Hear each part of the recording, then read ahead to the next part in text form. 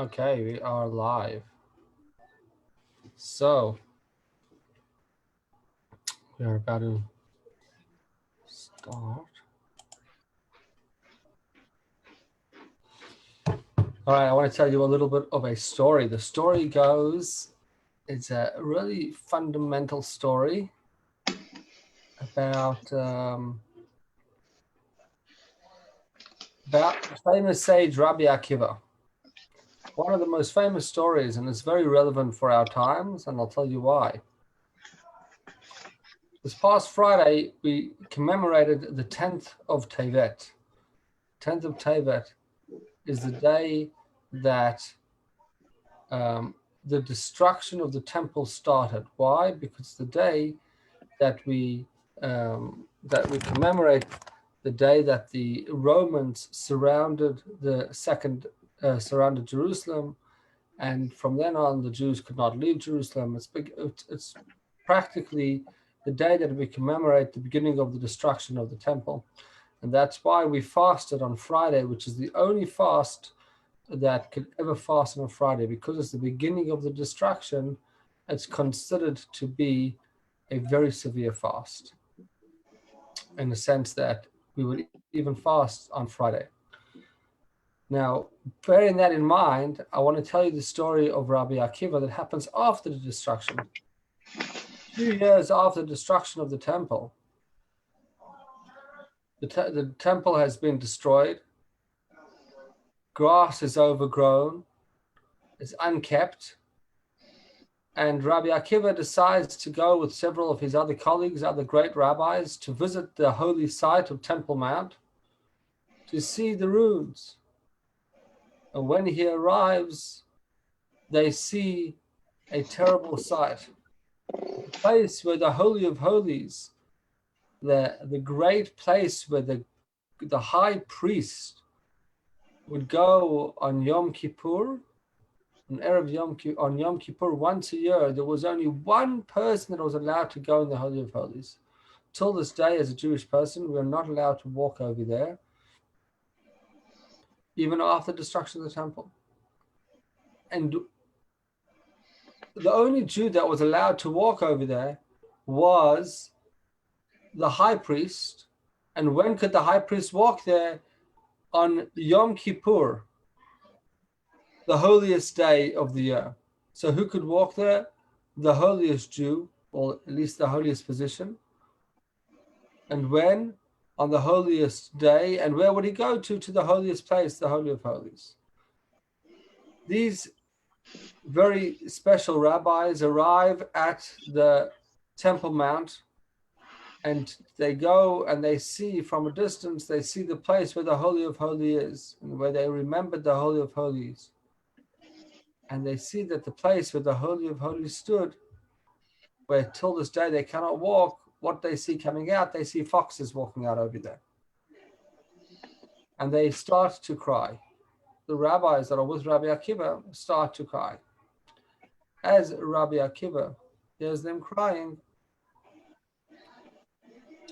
Rabbi Akiva starts to laugh. And they say to Rabbi Akiva, why are you crying? Sorry, why are you laughing? This is a terrible thing. The foxes are coming out of the Holy of Holies. Our temple's been destroyed. What could be good about this? Why are you laughing?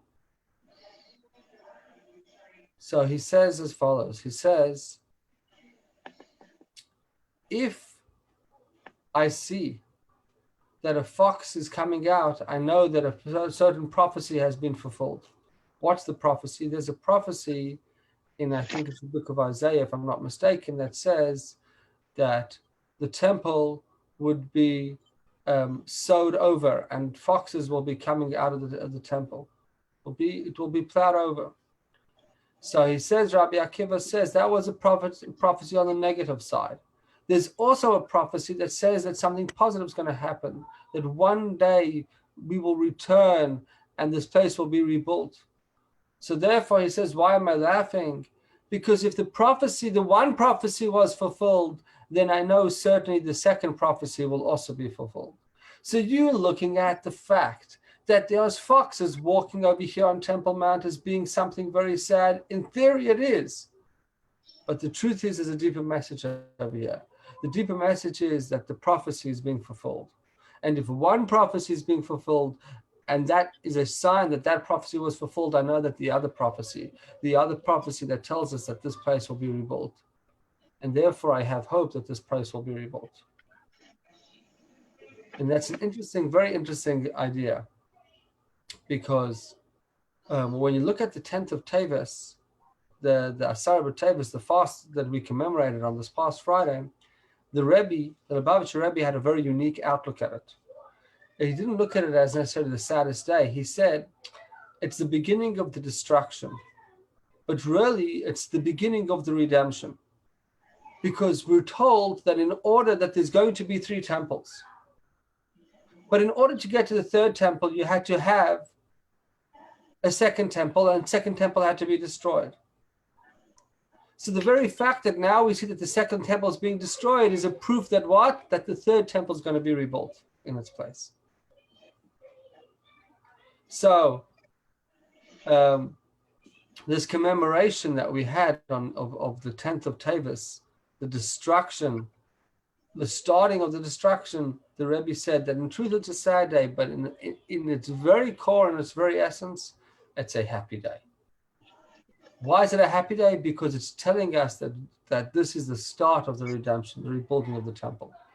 It may have been the start of the destruction, but just like if you want to knock down a house in order to rebuild something better, the start of the destruction of the house, it's sad. You get rid of all your memories in the old house, but also it's the start of the rebirth and the rebuilding of the new place. So it's the start of the next stage. Okay, so that leads directly into our main discussion that I wanted to have with you tonight, about Jacob's prophecy, the whole concept of prophecy. Interestingly enough, one of the trends that we're trying to go through is we're trying to go through some of the mitzvot in order that the Maimonides teaches them, Rambam teaches the mitzvot. And we've done about 3 or 4. The next mitzvah we were up to, which I wasn't sure exactly how to teach, was the mitzvah of not desecrating holy things, which we possibly will get back to, but I haven't thought of the best way how to discuss it. But the next mitzvah, the following mitzvah, which I was hoping to learn, was the mitzvah of prophecy, of believing in the concept of a prophet, that there's actually a prophet, that as Jewish people, it's actually one of the 13 principles of faith to believe that God provides us as Jewish people with prophets, and there are prophets amongst the Jewish people. This is one of the fundamental beliefs of Jewish people. And there's certain verses in the Torah, particularly in the book of Deuteronomy, where it says, "Lo t'na'aseh si," don't, you shall believe your prophets, etc., etc. Numerous proofs of prophets. I'm not going to get into exactly what all those prophets are because I want to leave that for a topic on itself. But the first major prophecy in the Torah is actually in this week. There's prophecies. There's when God reveals certain secrets to Avram and says, you're going to inherit this land. That wasn't really a prophecy. That's a promise that God makes to Abraham. A prophecy is when a human being gets inspired, gets sent a message by God, and he's able to tell it over to the future generations. Now we know that the greatest prophet of all time was Moses. We're told that nobody was able to do prophecy the same level of Moses.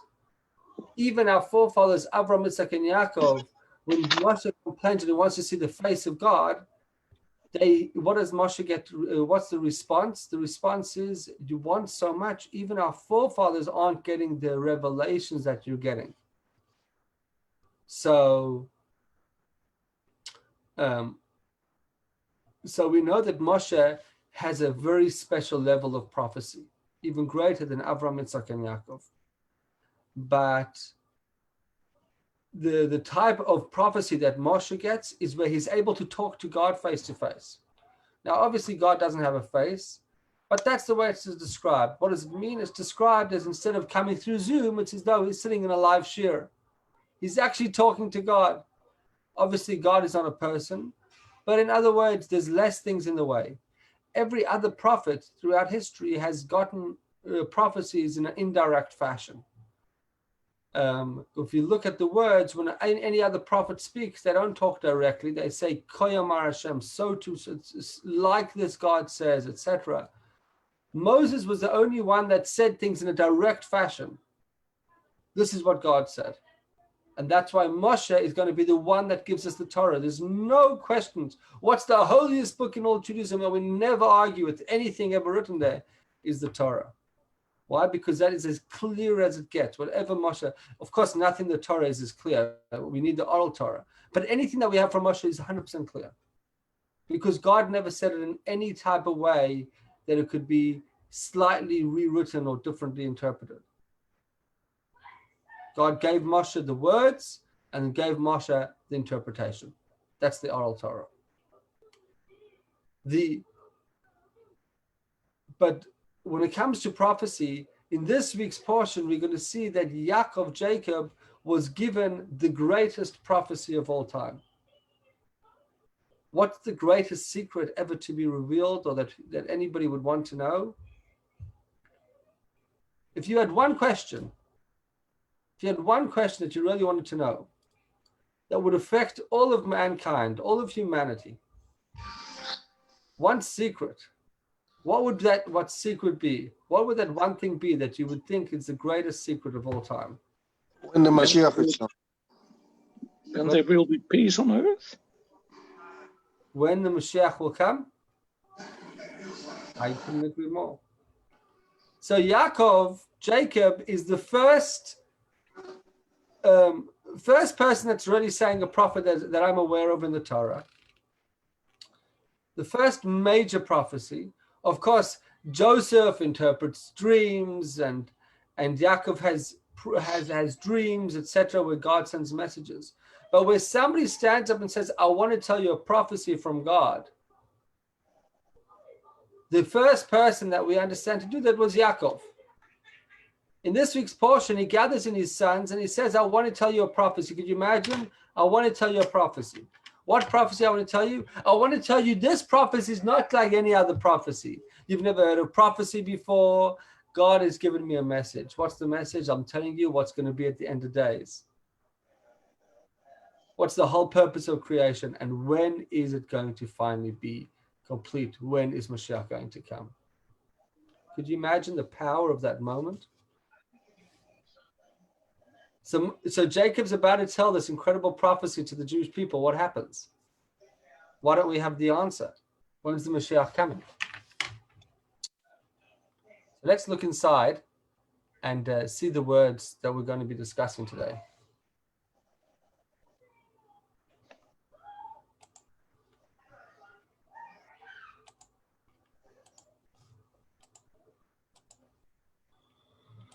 Okay. So this is the fourth reading, the beginning of the fourth reading of this week's portion. It says as follows. Chapter 49. Vayikra Yaakov el banav. Yaakov calls his sons. Vayomer, and he says, Heyasvu, gather together. This is important. I want you to look at each word importantly. I was talking yesterday to a couple that I went to visit them in their house. And they're Israeli, and they were saying how they struggle learning in English because it doesn't have the same depth, and they couldn't be more correct. The words of the Torah are more special and divine than anything else. But look over here at the wording at least. Heyasfu, gather together. What does he tell Yaakov? Tells his brother. He says to his sons, gather together. The next word that I want you to take note of is this word, va'agido. And I will tell you, I will relate to you. Okay? Va'agido lachem, I'll relate to you. Sorry. Eish asher yikra etchem, that which will happen, ba'achrit ayamim, in the end of days. Okay? This is the end of days. What does the end of days mean? What does the end of days mean? What happens? Let's look at the whole section before we start delving into. But I want you to first. So 3 points that I want you to remember. Number one, what is the end of days? Achrit hayamim. What does that mean? Number two is, what does he use the word va'agido? It's it's uncommon word. It must be, nothing in the Torah is unusual. And heyasvu, and gather together. Because look at the next word. Look at the next verse. The next verse, he says, hiskapzu, and this is another word. It's also gathered together, but it's a different word. Vishimu b'nei Yaakov, and listen, children of Yaakov. Vishimu el Yisrael avichem, and listen to your father. Here he calls them b'nei Yaakov. I'm not going to get into these names, but you see where he calls himself the children of Yaakov, and then he says, and he calls himself Israel, your father. Okay? Now he goes on to talk a little bit of a prophecy and blessings about what's going to happen to them in their family, but he also gives them blessings, his famous blessings that he gives to his 12 sons.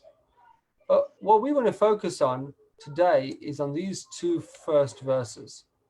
Okay? Let's look. What does Rashi say about this thing? Va'agido lachem. The word that Rashi highlights in commentaries is always very significant. Rashi is very, very precise in his rules and the way he does things. The one person that was able to study and understand Rashi in a better and deeper way and more than anybody else probably in history was the Lubavitcher Rebbe. He would take a Rashi, he would break it up into 50 pieces. In other words, ask on one little small Rashi 10 questions, and give you a whole new perspective in the depth of what Rashi was trying to say. And he called these Rashi Sichos. So I'm going to try to give you a little bit of a taste of that tonight, but I'm not going to go through all the questions. Va'agid lachem, I will tell you. What does it say? He says, Bikesh legalos es haketz. Yaakov wanted to reveal to his children the Kates. What is the Kates? The Kates is the end. What's the end? The end is the time of the Mashiach. What happened? Says Rashi, and the Shekhinah, the divine presence, was removed from him. And he started to say something else. Now, why does he say this? What's the basic understanding? Why does he get into this? He starts saying this, and then he goes on to something else. Look, what does Rashi do? He says, gather together, I'll tell you what happened to you. And then he says, and then again he says, gather together and listen. It doesn't make sense. If he said the Torah is not repeating itself, obviously something else it's talking about two separate statements. So Yaakov says he was trying to tell him something unique. He was trying to tell us something different. But something happened and he had to reintroduce the topic. So tells us Rashi like this. Listen to this. Rashi says there was two statements that Yaakov was trying to make. He was trying to tell him two things. Statement one, number one over here, he calls them together. Statement number two is he calls them together again. It's a repetition. The Torah never repeats itself. Therefore, we learn out from there, says Rashi, and the rabbis say out. This is Rashi is quoting from where? From the tractate of Pesachim. He doesn't make this up himself, but he's learned it out from Bereshit Rabbah, from the commentaries of the rabbis. That what? That Yaakov wanted to teach us something. What do you want to tell us? Now, the question is, how does he know that the end of this word, Ba'achrit hayamim, is referring to the end of days? And this is where I want to tell you something very fascinating. Fascinating concept that the Rebbe teaches over here. The Rebbe says like this. In general, there are three modes of speaking. There's emor, to say something. There's speaking, to speak something. So saying something is when you just say things and you just talk, and they have not necessarily any major deep meaning. You're just talking. Then there's speaking. Speaking represents when you want to say something that comes from your heart. It's your emotions. It's an expression of your emotions. And then there's a third type of speech, which is agido, relating. This is a rare expression. The word to relate, okay? To tell something over. The Rebbe has the following question. How do we know that the word Achrit Hayamim, the end of days, is talking about the times of the Messiah, the times of the Mashiach? So what is the answer? Because it uses this word. What happened was as follows. Jacob, our forefather, recognized that what's the most powerful force that the Jewish people have? What is the most sorry? The neshama, the soul. The soul. Very good. And what he wanted to do is he wanted to do this. Hey, us, remember I told you, think about this word? Gather together. He thought as follows.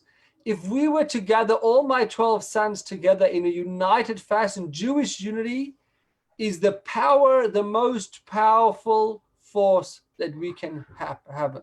If we as Jewish people want to be powerful, we have to come together. Because what he wants to do is he wants to bring Jewish people. Jewish people are really one and the same entity. We're all united in our core, in our essence, in our souls. Our souls are all really just one part of God. And he wants to bring all different Jews together and unite them on a soul level. And he knows that if you're able to unite Jews essentially are united already by their souls. Their souls are one and the same thing. Their souls are a part of God, part and essence of God. If you're able to take Jews and get them to join together on a soulful level, what have you achieved? You've achieved the greatest force in all the world, which is the force of God, the power of God. You can actually channel the power of God. So what is Yaakov trying to do? He's trying to channel this deep, incredible power, the power of God. Now, here's the next thing. Agido. What is Agido? To relate. So the Rebbe tells us something like this. To relate refers to when somebody talks, they talk from two perspectives. Either they're just relating ideas over, or they're relating expressions, emotions, but sometimes they say things that are so deep, they're connected to the very essence of their soul. If you wanted to tell something and express your deepest soulful desires or meanings or your deepest essence, what's the Hebrew word that you would use for such a thing? Agido, says the Rebbe. So what does Yaakov want to do? He wants to express his very soul. His very soul is deeper than all of his emotions, because emotions, the thing about it is like this. A person can have emotions, but emotions are not essentially true. Because you could know one thing. You could know of a truth, but you could desire something else. I really enjoy certain foods, but I know deep down that they're not so good for me. So that's an emotion of my heart. Emotions are not essentially true. Ideas that I say could be ideas that pop into my head. I could be in a different mindset. When it comes to a deep, essential expression of the soul, I cannot be separate. That's my very essential expression. So what is Yaakov trying to do? It's a very, very subtle message that the Rebbe was saying over here, which is extremely deep. That he's using the word agido. He's trying to teach his children, I want to teach you my deepest soulful ideas that are way deeper than anything else that I've ever said. And I want that you should be able to receive that idea. The way that I want you to be able to accept that idea is by you gathering together on a soulful level as well and becoming united. Because from Yaakov's perspective, he was holding there. He knew when Mashiach was going to come. What was the problem? If you look in Rashi, he says, "V'nishtalka mimenu hashchina." the godly revelation, the godly providence was removed from him. He wasn't able to tell over this prophecy to his children. Not because he never knew the answer, says the Rebbe. He did know the answer. He did know when Mashiach was coming. But he saw that his children were not, even though they had come together, they still hadn't properly channeled their deepest soul and come together in a fully united fashion, and therefore he was not able to reveal this idea. Can I ask a question, Rabbi? Just 1 second, let me just finish the point. And Okay. therefore, he goes on to something else, and he regathers them, and he tells them something else. He goes on to blessings. Okay. So this is the point. Now I want to the point that I'm trying to get to, and the next major point that we have to ask is, this is all nice and fine, but what's the purpose? Why would Yaakov Avinu want to tell us these things? That's the question. But before I get into it, I would like to take Fritz's question. Go ahead. In Israel, there are about 7 million presidents. We have 14.5 million Jews and about 200 million opinions. We might feel togetherness, but how do we put that into practice?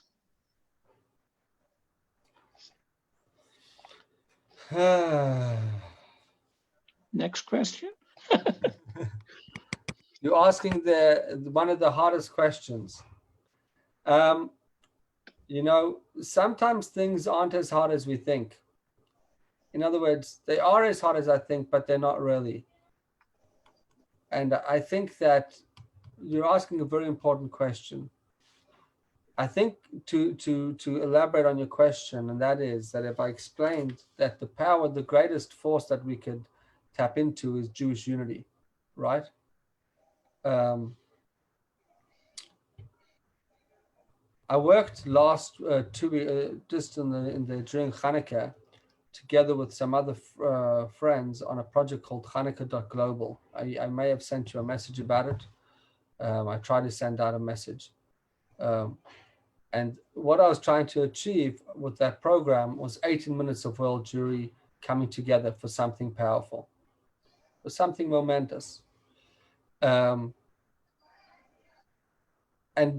what that allows us to achieve is to celebrate who we are as people, and to recognize it's a really incredible power. Hey, Joe, welcome. Good to see you. To recognize that as Jewish people come together, we all have different opinions and we all have different ideas, but we have to remember that in our very core, we all want the same thing. And it's only because of most of the time, it's a misunderstanding, a lack of understanding of each other. That's what's keeping us apart. And sometimes if we get beyond all the nonsense and we drive away all the junk and all, we all want the same thing. Almost all of us want the same thing. We just have different ideas of how to achieve it. And if we could sometimes focus on what it is, those things that we want. Every Jew wants Jewish unity. Every Jew wants Jews to be able to come together no matter what background. This one just thinks it has to be in this way, and this one thinks it has to be in that way. Okay, fine. And this one has his issues, and that one has that issues. So we may disagree on the methods. We all agree that Judaism is an incredible miracle. Almost all of us agree that Judaism is special, that we feel lucky to be Jews. Most of us believe in that. But maybe in different areas. You understand? So what I'm saying is that it's important for us to remember when you talk about all these different organizations and presidents and how they say about Bibi Netanyahu calling up Donald Trump, this joke, the joke that you were trying to say is that Bibi calls out Trump and says, you think you're so great, you're the president of 360 million Americans, whatever it is. I am the I'm the prime minister of 7 million prime ministers. You know, that's the joke you were trying to hint at, right? It's true. And why is that? Because every Jew cares so much about good. Everyone wants so much the good. This one thinks that the best way to do it is by giving land over to the Arabs and making sure that the Arabs are taken care of, and that's the way we'll all. And this one thinks that by doing that, you'll be putting lives in danger and make. Everyone has their ideas. We have to just sometimes rip away all the side things and recognize that deep, deep down, we have an essential bond. We have an essential connection that is there. And we should try not to allow all the things in between to get in the way. Of course, it's much more detailed, but this is the core. Our core is one and the same, and I think it's important to remember. So how come that we are not successful? Together over and celebrate. How come that we are not successful in a major way? We have had 4,000 years to get together, and we still have we ever tried? Have we ever tried? I presume we have always tried and failed. How have we tried and how have we failed?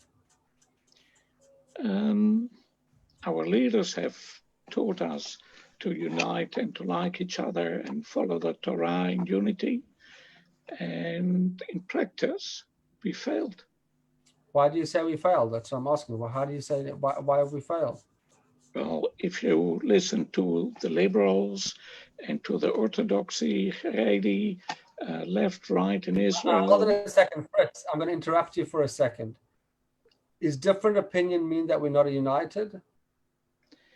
With a ferocity, they talk about other Jews, and with putting down of other Jews, I think the unity is, let's put it carefully, not obvious. Okay. And that's exactly my point. And I think that's words and I agree with you that it's not ideal. It's not ideal, but I want us to be able to look past what people say. The very fact is that almost 99.999% of Jews, if they were to see another Jew on the street that was being attacked, no matter how distant in belief it was, they would put their life at risk to help another Jew. Most Jews would do that. And we would go out of our way to help a Jew. And you see this amongst Jews of different styles and different beliefs and different, more than in any other nation. And I'm certain of that. And that's one thing I'm certain of. So we may say things, but this is what I was talking about. Remember, I spoke about on a soulful level, we are all truly connected. You have a Jew that would have left Judaism, thrown it out the window and said it's a bunch of nonsense. But if he saw a fellow Jew in need, he would find a way to come and to his help. Yes, he would try to help other people as well, but the same passion and excitement wouldn't be there as the way it is for a fellow Jew. No matter of what, we all know that we're brothers. Brothers have disagreements. Arguments, different ideas is not a problem. It's not a problem. Name calling is a problem. I agree with you. It shouldn't be done. But don't get convinced that that's the way the people truly are. It's the egos that get in the way. That's not them. An ego is not a true expression of a person. And that's exactly what I'm talking about. What's Va'agidah? What was Yaakov trying to do? Va'agidah lachem in this lesson. He was trying to give over his essence. From your essential point of view, he was saying we're all united. And therefore, I can tell you the very deepest secrets. You can enhance God's things. So Fritz, I'm really happy that you brought out this point, because I think this is the blinder. We think we're not united. That's the lie. That's the deceiving point. It's not true. It's just in talk. It's just in hearsay. You look at Haaretz, you look at Arutz Sheva, you look at Jerusalem Post, you look at liberals, it's not true. Deep down, if we managed to get away through all the nonsense, you would see deep down Jews love each other and care for each other. And it's all a facade. I could tell you that 99.99% of the time it's a facade. And I'm not saying it's not important. These are important issues and we have all the different ideas. But I'm very certain that deep down, almost all Jews, if not all Jews, are fully one with each other. And we shouldn't allow that to come over. And difference of opinion and name calling is a problem, but it's not true. It's not true to who we are. It's just that people don't have the control and talk in the correct ways. Difference of opinion is not a problem. That's what makes us so strong. That's how we've built the most successful country in 60 years or whatever, 70 years, a country which is more productive and successful in every area: medicine, science, economics, education, military, every area. The Jewish nation is by far the most advanced in every single area, psychologically, mentally, everything, religiously, than any other nation, and it's so young. And it becomes because of our difference of an opinion. And when we're willing to put away our opinions aside and recognize that deep down we're one and the same, I think it's a really important point. Rabbi? Joe, I'll let you go. I've held you up for long enough. No. I just want to add a perspective that Fritz may be able to relate to. I don't think we've used the term family yet, but we probably need to, is that the entire Jewish global community is basically a family. I don't know if Fritz agrees with that perspective, that we are all either, by blood or through marriage, we're all basically family. And if you've had the experience with families that I've had, most of us have had, you'll know that within families, it's not all sweet and music all the time. But families will absolutely argue. Family members across the spectrum will argue, and argue quite vehemently, but they will certainly unite in the face of a threat to the family, without a doubt. And underneath it, there is that deep love for each other, which it survives all those challenges in a healthy family.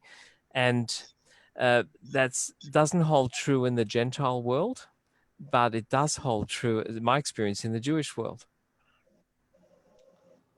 I couldn't agree with you more. I was reading, I read once Yehuda Avner's book on the prime ministers, called The Prime Ministers, and over there he recounts how at certain times Menachem Begin was just so harsh as an opposition leader, which he was for many years, for almost the first 30 or so years, or close to 30 years of Israel's from the establishment, from 1948 till 1976 or something, that he became prime minister. He was the leader of the opposition, and he fiercely opposed and argued against much of the things, and unapologetically. But in times of need, like at times of war, he stood back and he said, now there's no need to be an opposition. Now it is time to come together. But what was so powerful about that, when you look back in hindsight, when you had a person that was willing to at every moment say, this is wrong, that's wrong, that's wrong, and this is, and call out the standing prime minister for whatever it is. But at the time when he says, now is not the time for us to disagree. Yes, and that's an important point. There are times for disagreement, and we can disagree as people. But deep down, it's just a different approach and different ideas. But essentially, when it comes to defending us as a people, we're all one and the same. May I add, Rabbi, that in our culture, we actually kind of embrace the idea of disagreement every now and then. We're not uncomfortable with disagreement.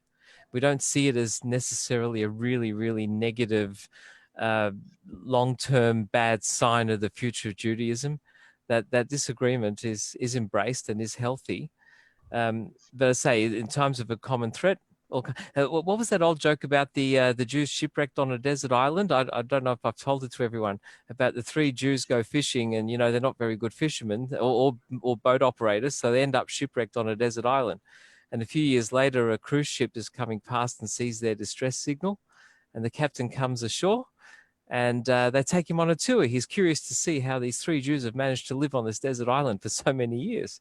And they show him the little hut where they eat, the hut where they sleep. And up on the hill, he sees these 4 huts with stars of David. What's that? So that's our synagogues. But there's only 3 of you, but there's 4. Oh, yeah, there's the liberal, the Orthodox, the Chabad. The 4th one we wouldn't be seen dead in.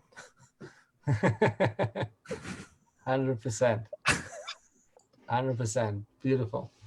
Okay. So, by the way, to say that you say the concept of argument, if you've studied even 5 minutes of regular Mishnah or the Talmud, you will see that we don't hide from arguments.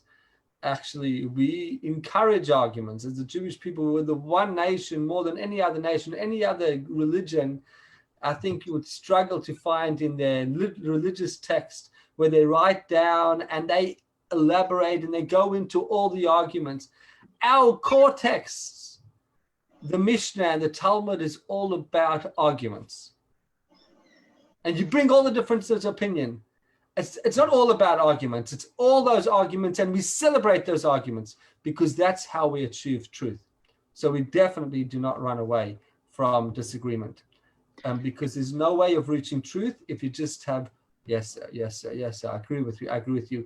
There's no way that you could ever, if Fritz were to sit here and say, Rabbi, what you're saying is the word of God, I agree with you 100%, it's all true, then you know what I would say? I've done nothing, I've achieved nothing, I've wasted my time, because you never questioned, you didn't do anything, you never argued. When you argue, when you disagree, that's how we're able to, it's called libun hilchasa. The way that we clarify a law is when you go through what's called libun. Libun is a process where you have to go through purification. The way you do it is through challenge and re-challenge over and over again until you get such a clarity because you've challenged it from every angle and now you know what the truth is. But if it's never been challenged, you have no idea if it's the truth. It's just an idea. The Torah, God wanted us to figure out what was the truth of the Torah, and therefore he gave us the idea and all the methods of how we have to figure out the idea. Then we argue about which method works best to get to the conclusion. We argue about it, then we come to the conclusion once we have gone over all the ideas. And that disagreement and debate is what allows us to reach the final and truth. And by the way, this is a point which is disconnected. Why are Jews, more than any other religion in history, people that were never willing to give up, were willing to give up their entire lives for their Jewish belief? Why more than anybody else were willing to do it? For this very reason, because we had tried every single disagreement possible against Jewry. Everybody in every generation had tried to disprove Judaism, and we'd always come out. So we were solidly clear and 100% clear and sure and certain on the truth of Judaism, more than any other belief system, which is a discussion for another time. May I add? That process, that's why Judaism has survived till this very day. May I add? That is what allows us to reach the greatest truth and unity. All right, last point, Joe, and then we've got to go further. Sure. Into the next part of the Absolutely. What I wanted to add is that to have those disagreements, to have the confidence to have those disagreements requires an underpinning of love and respect and a bond with the people you're disagreeing with, to know that at the end of the disagreement, we're not going to walk away enemies. And that thread also, I believe, holds true through the Talmud, is that the people who had the strongest arguments they felt safe enough, confident enough to do so because they knew they would finish up in a position of mutual respect. 100%. 100%. And that's what the Pirkei Avot Ethics of Our Fathers says. For those you come to our Ethics of Our Fathers discussions, we're going to be talking about this in 1 week. And it says, what is a argument? What is an argument that has no existence to it? It says an argument that has no existence to it is the argument of Korach and his followers against Moses. That has no existence to it. And what is an argument that does have existence to it? that does last is the argument of Hillel and Shammai, if I recall correctly. And the question is asked, why is the argument between Korach, which was a bad argument, why doesn't it have existence? That's good, it shouldn't have existence. And Hillel and Shammai, and what was the answer given? Existence to an argument means that the argument stand. It was a good argument, it was a healthy argument. And all those questions and the whole back and forth was healthy and good. And therefore, we will retain those opinions because those opinions allowed us to reach the ultimate truth. An argument which does not stand like Korach was an argument which was built on ego and negativity, and that shall not stand. That will eventually fall away. Yes, Fritz, do you want to say another point? Yes, I do. Before we got married, my wife and myself, I made it a condition of marriage never to argue. And the answer was never lie. And humanly spoken, we kept our word. We don't argue because it's just not worth it. Harmony is our aim. Being right or wrong is irrelevant. Harmony is what it is all about. And that puts us together as one, complete unity. Okay, so let me ask you a question. So are you I don't know, are you saying that you never argue with your wife? Virtually never. So what do you do if she wants something or she believes something and you disagree with her? What do? You just accept it? The one who feels strongest about whatever is the topic will get his or her way. Okay. And if we both feel 100% about a topic, the one who is the strongest will give in.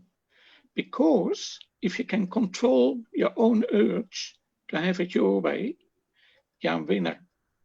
And I like to win, and my wife likes to win by giving the other what needs to be given in order to make the other happy. And therefore, you become yourself happy. It's a foolproof system of a perfect marriage with no arguments. Okay. Do we have different opinions? Of course we do. But hold on, I don't understand. Arguments and disagreements, I think we're confusing things. I'm sure you disagree on something. It's impossible for two human beings to never disagree. Correct. You have disagreements, and that's okay. And you should have disagreements because that's healthy, right? But you should be able to argue them in a healthy, civil manner, discuss them politely, listen to both sides, and then, be willing to compromise and give in. I agree with you. But if one person is always giving in to the other, that's not healthy because that person's needs and requirements will never be met, and you'll never be able to reach a deeper harmony. The deeper harmony is when you're able to, and I think that's what you're saying that you do, that by that you have disagreements, and ultimately one will say, okay, I see, and I think that perhaps it's more important that we that I'll give in, and that's fine. But and I think that's the way all marriages have to work to be successful. That eventually somebody has to give in. It just depends on how you do it. Could you argue and disagree civilly and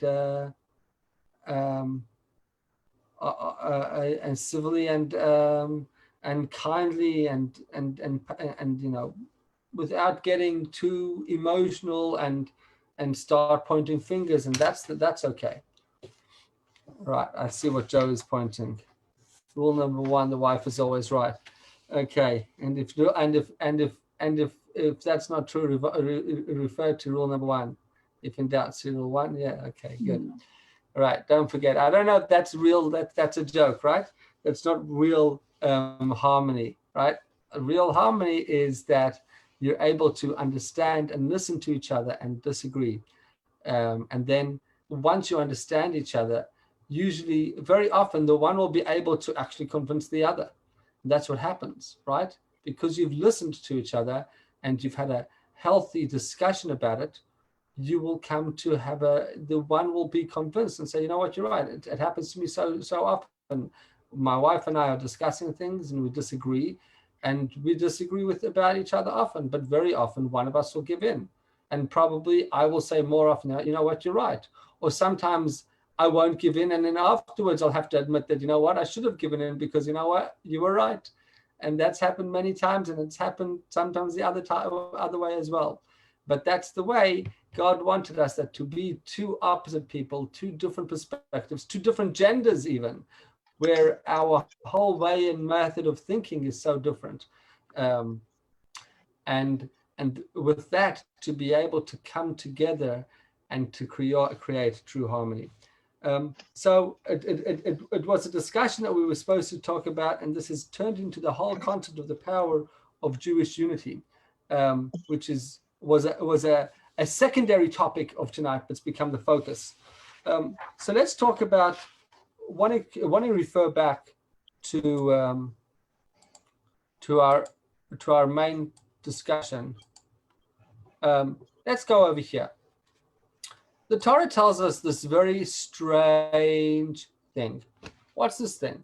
It tells us that Yaakov, and we've now kind of shown how we know that Yaakov wanted to reveal to us the time of Mashiach, and we've discussed how we know it and why we know what are the special words of Hey Asvu through Jewish unity. Agido, Yaakov would be able to relate what is his Agido. Agido refers to the deepest secrets of his soul, which is untainted by anything else, which is the deepest secret of all time, the time when Mashiach would come. But now the next question is, what happens? The unity is not on a level that he can really appreciate. His children are not really on that level, which is great enough for him to do. And therefore, he's not able to reveal the secret. The question, therefore, is now, so what does the Torah tell us that Yaakov wanted to do this? There was plenty of things that Yaakov wanted to do. Great. He had this great idea, cool idea, but he doesn't do it. Hoo-ha. Who cares? What's the big deal? Why tell us that Yaakov wanted to do it? And that's really the essential question over here. What is he trying to show us? What was the Torah that the Torah decided to have to add this whole line to tell us what Yaakov wanted to do, and then leave us hanging? Oh, Yaakov wants to tell us when it's going to be. Oh, boo-boo. Yaakov wanted to do it. He tricked his sons. He couldn't do it. Something happened. Why? Why would you go into it? It's such a disappointment. It's the secret that we're all waiting for. Every night, my kids ask me, when's Mashiach coming? Whatever it is. Why would you do that to somebody? And why does the Torah have to tell us that somebody actually knew the answer and decided not to say it or whatever, couldn't do it? So here's the important thing. When we study the Torah, we have to remember that everything in the Torah is for all times. It relates to all people. It connects to all people and is for all times. So therefore, the fact that the Torah tells us this message must mean that the Torah has a reason for it, and it refers to us in our lives. There's a message over here that the Torah was trying to teach us. What was the Torah trying to teach us? He wanted to teach us two things, and this is what I want to take a little bit of my own idea, but really then focus on what the Rebbe's idea, the way I understood the Rebbe's idea. The Rebbe answered this question as follows. First of all, if you see, how was he trying to achieve this? He was trying to achieve this through Jewish unity. And through Jewish unity to give an expression of the soul. This is my own understanding of what the Rebbe was trying to teach. Okay, you won't necessarily these wording in the Rebbe's actual words. So therefore, the first thing I want to say is that he was trying to teach us that through Jewish unity, we're able, if it's true Jewish unity, we can express our soul in a very deep and powerful way. And that's how we'll be able to ultimately reach Mashiach. He was trying to say, gather together who was the Jewish people at the time? It was his children. That was the whole Jewish nation. He was trying to gather together the whole Jewish nation, to get them together, to gather together, and to recognize, as we've discussed, that truthfully they are one. Get over all the issues, and to recognize that from a soulful perspective, they're only one. And then he would be able to reveal. And therefore, we have to know the same thing, that essentially we're already one. And through that revelation, we will be able to bring the Mashiach. But on a more subtle level, telling us this, we as Jewish people have to know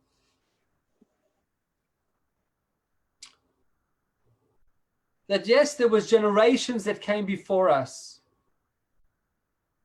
that may have been on a much greater level than us. There were rabbis that came before us that were on the highest levels, that were like Rabbi Akiva, that were able to have the greatest understanding of Torah and thought. But Jacob wanted to us as Jewish people to know that every single Jewish person has the ability to reach the deepest secrets of the Torah, to reveal an element of their soul that is so deep that it's like the end of days. That's the concept of Mashiach.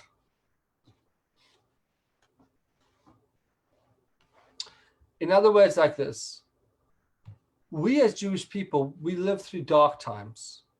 This particular year, as somebody well quoted said, this has been a hell of a year. It's been an interesting year. And we're coming to the end of 2020, this crazy year. And I don't know if it's going to change straight away into some miraculous change 2021. But this year, no matter down, will go down in the history books as being something out of the ordinary. And in many areas, you could say that it was negative. But the Rebbe said something really interesting. He said, the thing about Mashiach is a lot of people think that Mashiach will only come when the world is ready, when people have prepared themselves and when you're most expecting it, when everyone is being nice and kind and people, you could see the unity amongst all people and everyone's joined together. That's when you think Mashiach's going to come. The Rebbe says there's an interesting statement in the Talmud that says, Mashiach ein ben David ba ela behesach hadas, which means that the son of David, Mashiach, will come when? Behesach hadas. Hesach hadas means when you remove, when you're not paying attention, you're not thinking about it. The Rebbe explained the word hesach hadas doesn't mean that when we're not actually thinking about it. It also could mean when you remove your mind, when your mind is all over and you're all confused. In the most confusing times, when we least expect the arrival of Mashiach, that's when Mashiach's going to come. Yaakov was telling his children, don't look at the world and say, the world is not ready for Mashiach. I get this question so many times. How could it be that you Chabad people think Mashiach's going to come? Look at the world. Look what's going on. Look at the evil. Look at what's going on in the world. How can you really believe that Mashiach's going to come in such a world? Such a dark, divided, deceitful world? And the answer is at those moments when you least expect it, that's exactly when Mashiach will come. When you think that the world is unprepared and unready for it, that's when Mashiach's going to come. When you think that the world is so divided, I'll tell you that in truth, in essence, we're now starting to unite the world. Jewry is coming together in ways like never before. Avat Yisrael in certain levels could be, if you look at it on a superficial level, we look like we're more divided people than ever before. But I can assure you that deep down, we are more connected than we've ever been before. We feel more together with a Jew in the middle of Israel that is struggling. You're now able to, I get emails every day from this Jew struggling and that Jew struggling. In the old days, what happened in the other side of the world had no connection to me. Now with the click of the button, I can be sending money to help somebody. We're more connected. We're more able to help than ever before. We're able to communicate with people from all over the world, and we really are coming together in unprecedented manners. So when we least expect it, says Yaakov Avinu, says the Torah, that's when Mashiach's going to come. Why was Yaakov Avinu, why did he tell this to his children? Because his children wanted his children to know that there will come a time that you're going to think that Mashiach, that Mashiach can't come. The world's getting too dark, and that's exactly when Mashiach will come. So he wanted to reveal the secret, and he essentially did. You may not have understood the answer. He said at that moment when you feel the most despair and the hardship, that's when the redemption will come. It's like when that moment when you feel the world is just so dark and it cannot get worse, that's when when you're going through a struggle, that's when you say, Hashem, it's up to you. You will make it happen. That's when the ultimate redemption. And this is in a personal, there's two types of redemptions. There's the redemption of Mashiach and there's personal redemption. We as individuals have our own struggles that we need to be redeemed from. And at those deepest and hardest moments, we should know and not give up and remember that at that moment, that's when our personal redemption is going to happen. But we have to believe it. And believe that Mashiach, that your redemption is going to happen. And the same thing as a whole people, we should remember that even in those times when we struggle the most, ultimately Mashiach is going to be coming just then. Okay, that's the end of my monologue for tonight. And I'm hoping that in the merit of what we've discussed, we will truly remember the ultimate coming of Mashiach, the ultimate reunion of all the Jewish people coming together. And we will be one and wholesome together, united again. Thank you so much, everybody. Thank you for joining. If you have any questions, feel free to ask. No, amen. Yeshar koach. Beautiful. All right. Thank you. No questions, Rabbi. Thank you. No problem. Thank you. Thank you for joining. Okay. Kulam Laila Tov. Thank you. Okay. Laila Laila Tov. Tov. Have a good night, Fritz. Good night, Noah. Good night, Joe. Good seeing you guys. We'll see you. Be well. Have a good night.